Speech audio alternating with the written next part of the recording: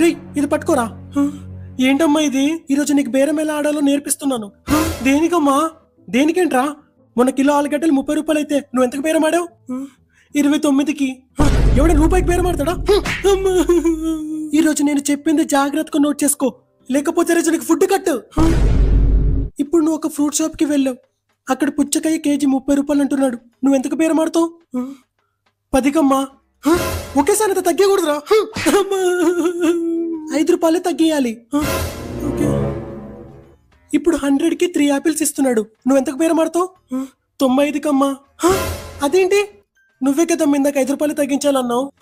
అది పుచ్చకాయ కదా, పుచ్చకాయ. 100కి 3 యాపిల్స్ అంటే నువ్వు 100 రూపీసే ఇవ్వాలి. ఇందులో బేరం ఎక్కడుంది? ఇందులోనే ఉంది ట్విస్ట్. నేను 100 ఇస్తాను, కానీ 3 యాపిల్స్ కాదు 5 యాపిల్స్ ఇవ్వు అని అడగాలి. Okay okay.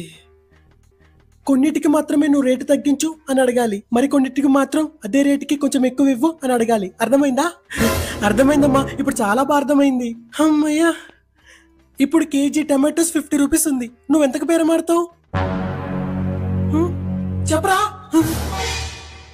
40కమ్మా. గుడ్. 40 చేసుకుని ఇవ్వు అని అడగాలి. సరే అమ్మా. వెళ్ళి కేజీ టమాటోస్ తీసుకురాపో. ఓకే అమ్మా. నిజంగానే బేరం ఆడతాడా? మనం కూడా వెళ్ళి చూద్దాం. కేజీ టమాటోస్ ఎంత అంకుల్? 30 రూపాయలు బాబు. 30 రూపీసేనా? 50 అనుకున్నానే. 40 చేసుకుని ఇవ్వు అని అడగాలి. 40 చేసుకుని ఇచ్చేయండి అంకుల్.